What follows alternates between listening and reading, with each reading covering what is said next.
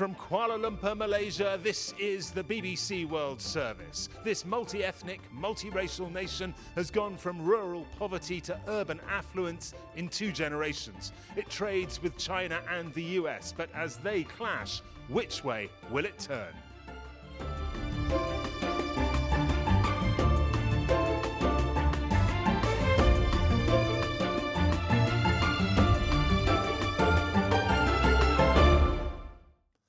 This Southeast Asian nation is divided into East and West by the South China Sea. It's an heir to immigration from India and China and beyond. And it's a country where Islam is dominant, but freedom of worship is guaranteed by the constitution.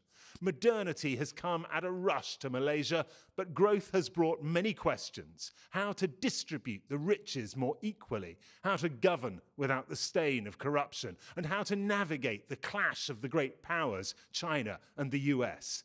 Prime Minister Anwar Ibrahim has said of Malaysia, "We have to emerge as a mature democracy." But as of now, there are still some subjects which are judged too sensitive for us to address directly in open debate. But we have an audience who have freely offered challenging questions on the issues and a panel very ready to address them. Our panel: Senator Dr. Fuzia Salah is Secretary-General of the Prime Minister's PKR party and Deputy Minister for Trade. Dr. Tricia Yeo is Associate Professor of Practice at the University of Nottingham, Malaysia's School of Politics and International Relations. Wan Ahmad is a member of the National Assembly, a former Minister for National Unity, and the opposition's spokesman on foreign affairs. Our final guest is Vilashini Somia, head of the Gender Studies programme at the University of Malaysia. She is an anthropologist, long specialising in the lives of marginalised people in East Malaysia, where she comes from. Your panel. Thank you. Thank you. Let's go to our first question, and it comes from Noor. Good evening. Good evening, Nurul Najah, but I put here Noor. Okay, my question is, as we can observe now, most bosses in Malaysian media corporations are men. Where are the women? Is it because we're too emotional? Men get emotional too, so what are your thoughts? Thank you. Thank you very much. Thank you.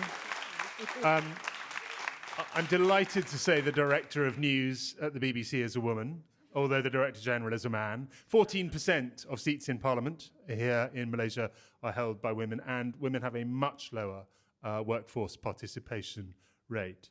Vilashini Somia, Head of Gender Studies. That was targeted. Yeah, it was. I'm sorry. You could have started there. You had to go straight to a woman. Thanks so much for that question, Noor. I mean, I was waiting for it.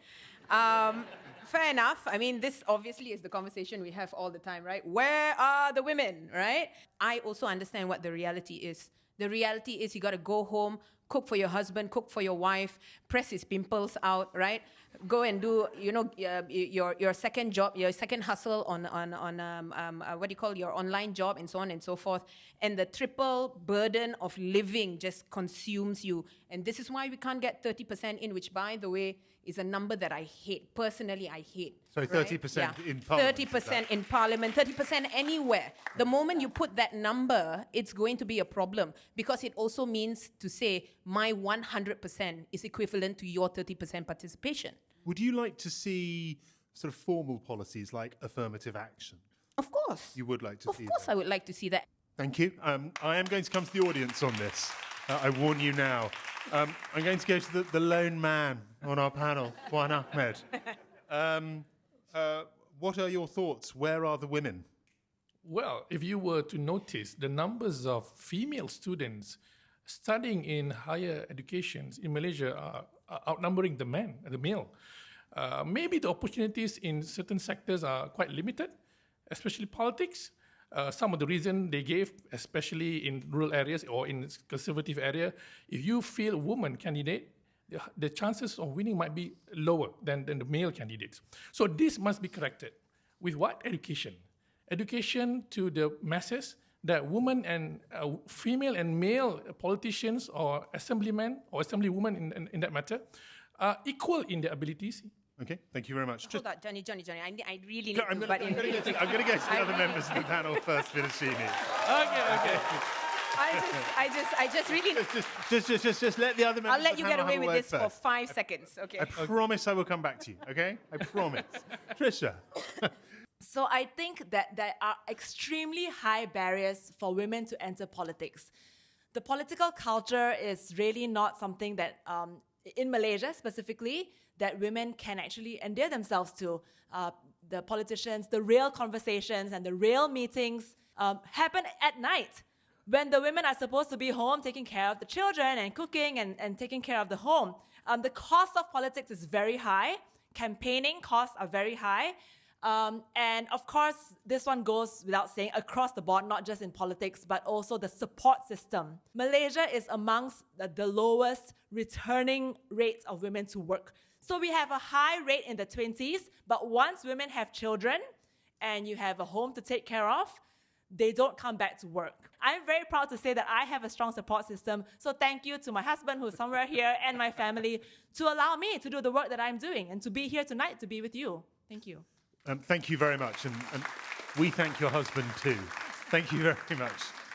Senator Fuzia Saleh, you have ascended to a relatively high position in the political system, despite all the obstacles. Can you talk about that and about how difficult it has been? I must say that it has been very difficult. And a woman has got to be twice as good as men, to be acknowledged even as good. The glass ceiling does exist. It's not easy. And politics is the most difficult. Because like Trisha said, campaigning is difficult. You have to lobby, you have to sit down in coffee shops, you have to raise the funds. You have to have a very good support system, and I'm also very thankful. My husband and my family has always been very supportive. In fact, he's the one who propelled me forward. There are times when I feel like giving up. And when I started, the women were happy making tea during meetings. They were happy taking charge of committees like food and drinks and decorations for events, and we changed all of that. And we have over the years, especially now in my position, we have brought some affirmative action. Recently, during the Congress, we achieved 42% of women delegates. Thank you very much. Vilasini has been jigging up and down in her chair, shaking her head. You wanted to add a little. No, I didn't mean any disrespect. I just want to say this. I understand Trisha and Senator coming in here and really, making it important to point out the places in which men have supported them. But herein lies the problem for me. We constantly go back to this celebratory language for this very minimal participation of men. We constantly we amplify the places, and I'm sorry, men, we over-amplify the places in which you do this much. What you need to be is an ally. What you need to understand is that if you're talking about equality, it's literally that. And so it's not about, thank you very much, men, for doing this amount. It is, come on, men, you can do more. That's the position I want to take. Sorry, yeah. I'm going to take it to you. Okay. Lots of passion here. I want to hear, if I could, from the audience.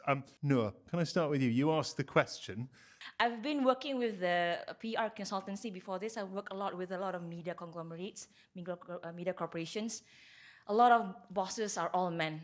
So I'm like, wow, where's the woman? But I hope in 10 years, 20 years to come, this can be changed. Thank you, Noor. Thank you very much. From other members of the audience, that point, if you could, would you like to see formal change? I see a lady dressed in white just here. Hi, good evening, everyone. My name is Tamina. I am a woman in media. I feel we need policies that positively state that men need to be involved in raising families, that men also need to be the ones to step up, so that we not only encourage the men already doing this, we also acknowledge single fathers, but we also acknowledge fathers who are partners in equitable home partnerships. Thank you very much. Other thoughts on this? I see lady in the front row there. Hello. Hello. Hi, and welcome. my name is Sulin. I'm the editor-in-chief of Code Blue, which is a health news website. And frankly, I'm I'm just disgusted with a lot of women in politics right now. I mean, no offense to YB Fujia Saleh, I don't really follow your personal politics. Nothing so personal. nothing on you. It's just that across party lines, whether government parties or opposition parties, women behave exactly like men. You don't do the right thing. Everything you do is just to chase positions of power, and for what? Because you don't care about the people at all. So that's why I feel like there's no point in trying to have affirmative action to get more women in politics if you're going to behave exactly like men. Thank you very much, madam. And sir, thank you. And after him, lady in blue. Sir. I just want to comment on the one Ahmad Faisal's statement saying that women, there are more female students than male students in the university, because I teach at the university. It is true.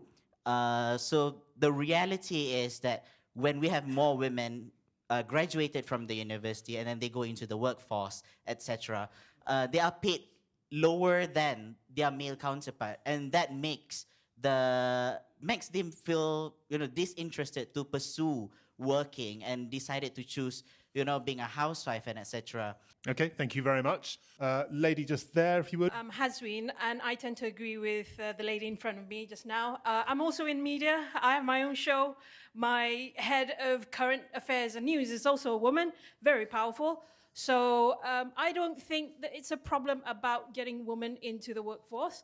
And I feel that with affirmative action policies, it actually reduces our talents, because it feels like we need a lifeline to get ahead. Okay. So I'd rather merit all the way. Thank you very much indeed. That's the way. Thank you.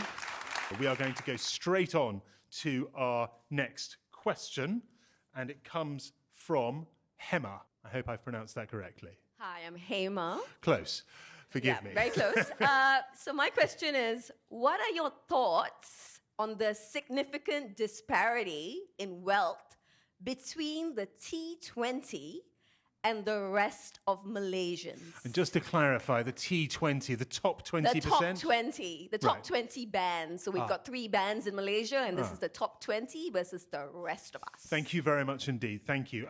Just a little bit of statistics to back us up here. The richest 10% in Malaysia take 38.4% of income. The poorest 10% take 1.7% of income. Can I start with Wan Ahmed from the opposition?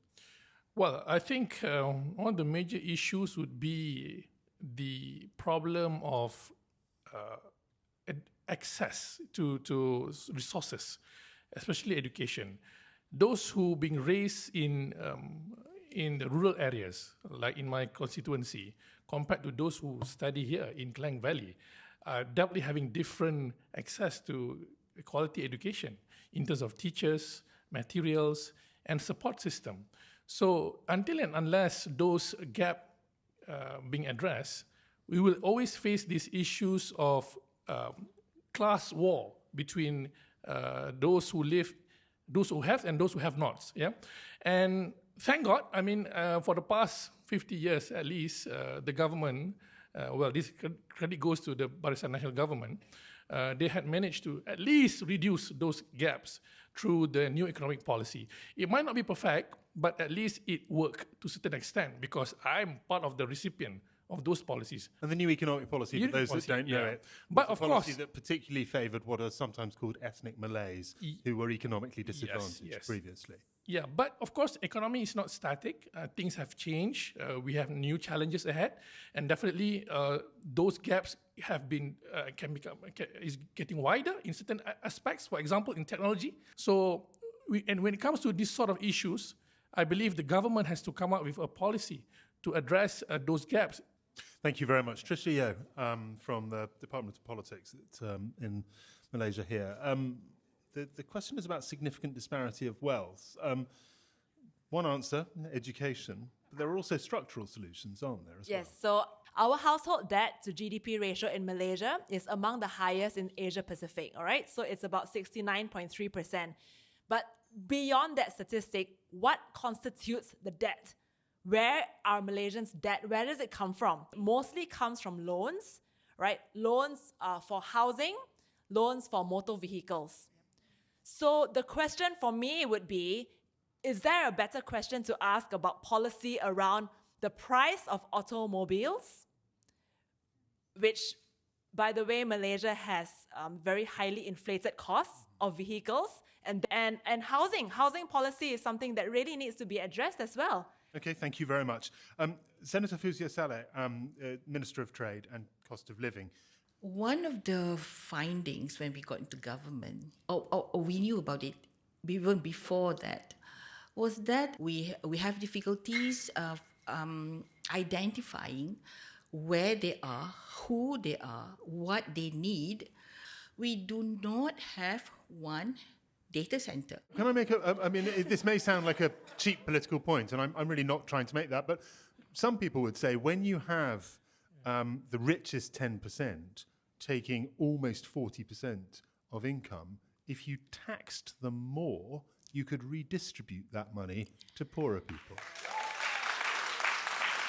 Yes, but it also gets you very unpopular because even at the moment, yeah. Please.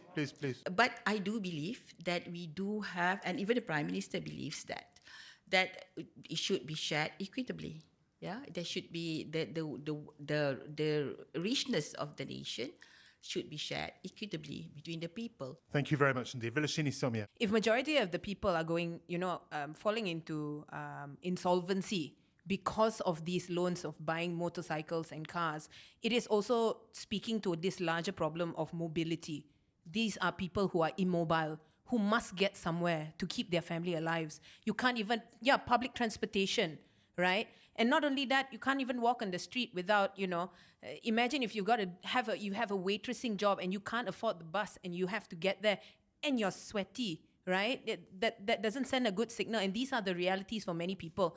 I also have to add that I think one thing we've not brought into the conversation is this whole thing about this sandwich generation. There's this cultural expectation that I've got to get married and start a family, but now I also have to take care of my parents. And you're sandwiched between these two, really huge care burdens essentially, right? And this is why it's also speaking to this large conversation, and I think it's happening globally as well, about birth rates. People are taking the decision to say, I don't want children. I can't afford children. And I think once that comes into play with other larger conversations we're having about, this class difference, which really is also about elitism, is that the elites and the people in the top can have 5 kids, and I can have a cat.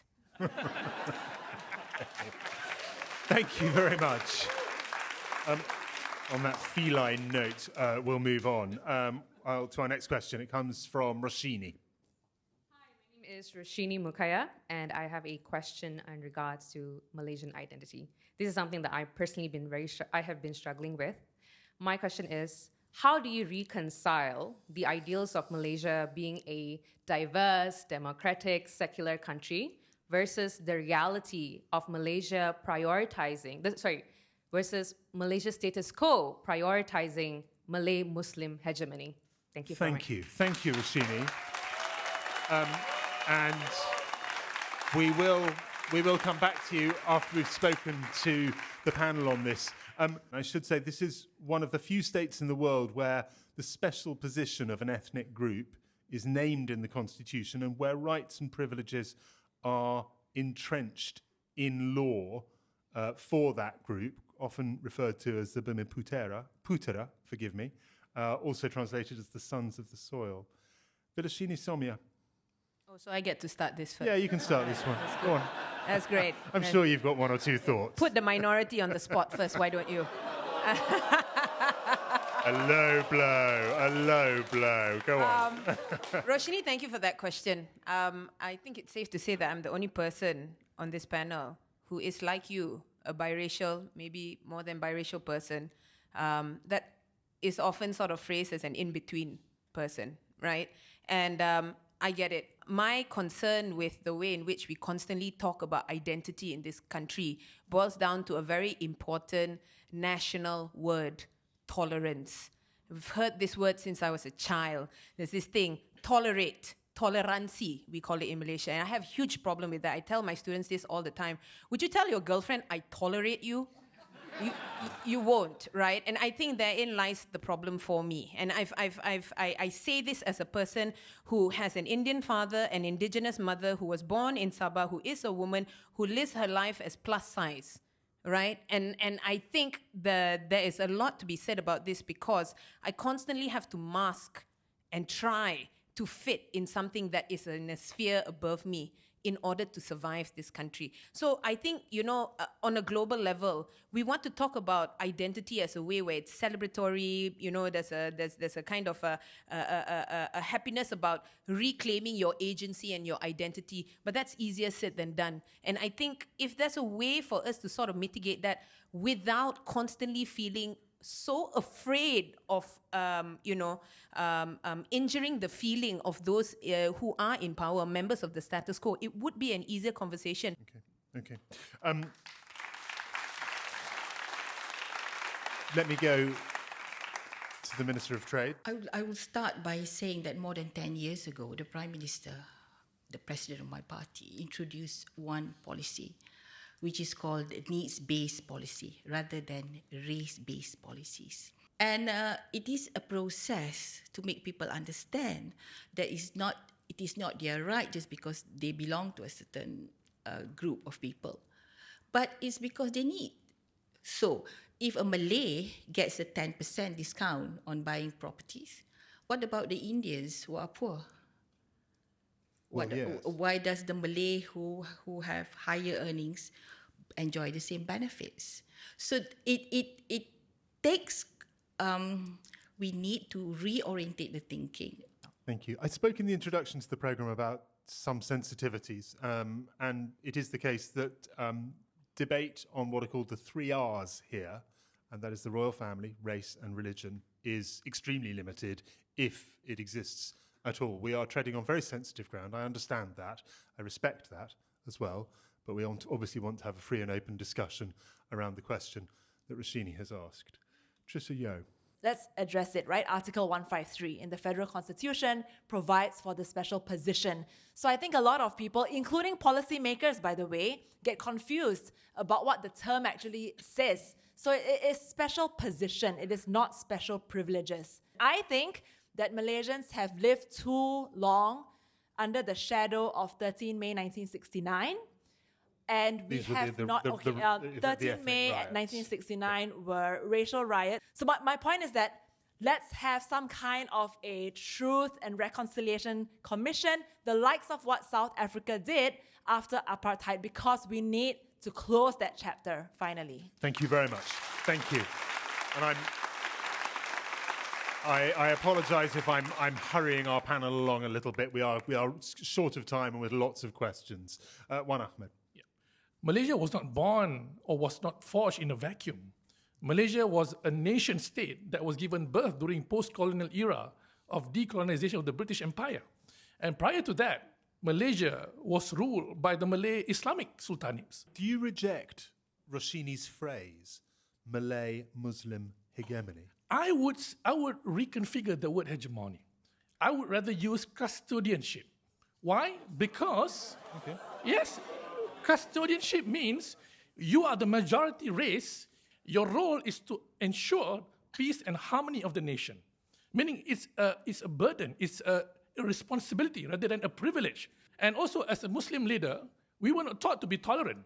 In Islam, we were taught to understand this phrase called muhibbah, which means in Arabic, love. Love thy neighbor.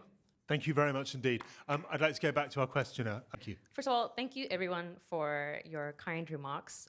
Let it be known that you're talking about muhibah, love, and yet in the previous general election, according to the social media monitoring report by CIJ, Center for Independent Journalism, PAS, one of your own political partners, was one of the biggest amplifiers for ethno-religious hate. So I hope that you are able to bring some of those comments back to your party. Are you? Yes, I shall leave you there. Thank you very much. Thank you very much. Wan Ahmed, very briefly, if you would. You see, Thank you, Roshini. Thank you. Definitely, there are weaknesses among my party members, my coalition members, when it comes to race and religious rhetorics. But why single out PAS when we all know very well DAP also play the same rhetorics? Okay. Just that they are not being reported. This is the during Chinese campaign. majority party. Yeah. Okay. Okay. Okay, thank you. Thank you very much. Thank you. Clearly strong passions on this issue, as so many others. Let's move on. Thank you. We have, our next question is from Vilasini Vijandran. Hi. Hello. Hello. Thank you, everyone. Vilasini Vijandran. My question is, how can we ensure that rights to freedom of expression and assembly are safeguarded for young people and that their voices are not stifled by political pressures and restrictive laws? Thank you very much indeed. It should be said the colonial era left from the British colonists, the Sedition Act, is cited as a very significant restriction on freedom of speech here in Malaysia, restricting criticism of government figures, the government and other figures throughout society. Can I start, if I may, with the Senator? The question. How can you ensure rights to freedom of expression and assembly? I believe the Prime Minister said he would repeal the Sedition Act. I was just commenting that it feels like me against the rest of the... Not at all. Wan Ahmed got a terrible time for you just a moment ago. I was in the opposition. I knew what it's like. I meant what I said. What we say with regards to freedom of expression. I think the reforms may not be going as fast and as what we want it to be. However, there are little steps. And I hope those little steps, like there's a working group on the media law reform that has submitted their findings and their suggestions to the ministry, to Azalina. I don't think it is moving fast enough. However,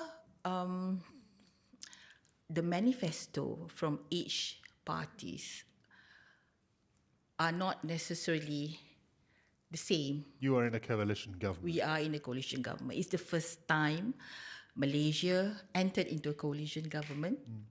And reflecting on what we should have done, I think one of the best practice is to learn from the German. When they formed the Grand Coalition in 2017, they took 5 months actually to form a blueprint where they listed all the policies. On hindsight, and I think if it is something that we should have done. Okay, thank you very much indeed. Vilasini Somya. The way I see it is that young people are greatly influenced by things that are happening on a global scale. You know, they get most of their education from TikTok, not university, right? And there is, of course, this new way of understanding the world in which if you don't reclaim and you don't seek your own agency and you don't stand up for what you believe in, then you're going to be buried in the rubble of, all kinds of, post-colonial issues. So this kind of decolonizing approach in wanting to reclaim what is important to them is necessary. And I'm for it. I understand why there is a need for it. So you can't talk about being the ideal person you want to be if you can't secure a job. And you can't talk about securing a job if you can't also talk about not just your gender and your race, but certainly, and I need to put this out there, your sexuality, your gender, right? What if you're a trans person in this country, for example? And I think, I have to agree with Trisha, is that we have not created enough of this concept of safe spaces. Thank you. Thank you very much indeed. Wan Ahmed. I would characterize this government as a government with iron fist in a velvet glove. Stop giving excuses about slow reforms because we are we are in unity government. The fact of the matter is, the Prime Minister is the most powerful person that could affect change that he wants. But does he make the change that he promised to the people? No, nada. Would you like to see the Sedition Act repealed? Definitely, it can be amended to accept the new realities and challenges, to have more freedom and also spaces for people to discuss things that are deemed sensitive. Professor, thank you. There's a whole slate of archaic legislations that really need to go. the Printing Presses and Publications Act, which restrict media from operating freely. The Sedition Act, which has very, very vague clauses, which means, therefore, that anything can be captured by the Sedition Act. Okay, thank you very much. I want to hear from the audience, if I could. But first of all, if I could, from our questioner, Vilasini. Hi, and thank you all again for your responses. I think for me personally, why I feel freedom of expression is so important, especially in our country, is because it underpins our rights and access to all other rights, right? And when we talk about freedom of expression, and specifically the targeting of youth activists and student protests, what we are really doing is sending a very chilling message to say that we are stifling dissent. Sir, in the purple top there, thank you very much. Freedom of expression is creating a lot of migration. A lot of Malaysians are leaving the country. Because of the lack of it. Because of the lack of Right. expression. Migrating to Singapore, taking up citizenship in Singapore, going to the UK, Australia, because people are not able to express themselves freely. So if things aren't done sooner rather than later, the economy will be affected. Right. Everything will be affected. Thank you very much. And Madam, in the front here.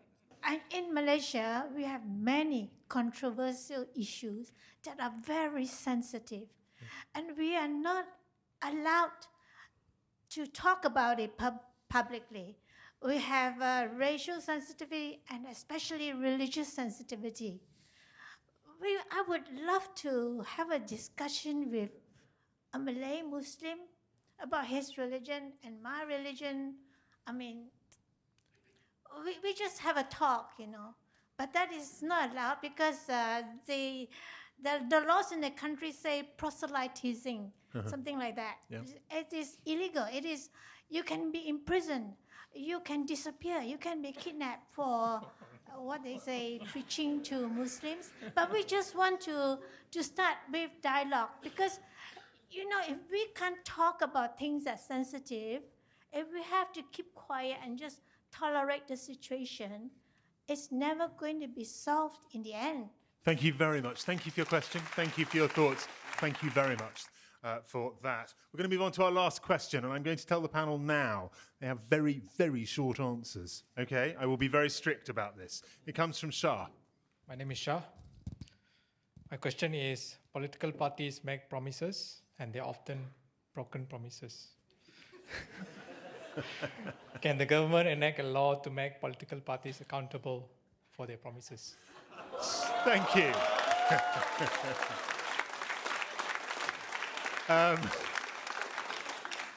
I mean, and I really do mean short answers on this one. Wan Ahmed, a law to make political parties accountable, yes or no? Well, I don't think law is sufficient, I don't think it's needed. Because why? I think the experience of all political parties have experience governing the country. So we have learned our lesson not to overpromise things that we cannot deliver. Okay. Yeah. So I believe if we fail to adhere to our promises, we will be put out by the people. Okay, we'll leave it there. Thank you, Trisha Yeo. That's what a political party manifesto is for. Make sure you study it. Make sure you keep your politicians and the parties accountable. Thank you, Senator Fuzia Salah. Yeah, being in government and being in opposition is totally different, and understanding it from being from the opposition gives a very different perspective from understanding it from being in government. So we'll be more careful about our manifesto next time. And the last word goes to Vilasini Somia. Thank you very much for that question. I come from Sabah. Thanks. No. Okay, in eastern Malaysia, right? I come from, let me just finish that. I come from Sabah, so I know exactly what you're talking about. If there's any way to do it, stop voting along people who come from legacies. Stop voting for people along the money lines. Start voting for people who really mean something for people. With that burst of enthusiasm from our audience, we have to say farewell. I'm afraid that is it for World Questions Malaysia. On behalf of my producer, Charlie Taylor, the BBC World Service, and in particularly from me, a huge thank you to our panel. You have been brilliant, you have been patient, you have given us your time and your experience. Thank you. Thank you also to our questioners. Fantastic questions, to a brilliant audience here in Kuala Lumpur, and of course everyone listening around the world. I'm Johnny Diamond. Thank you very much. Goodbye.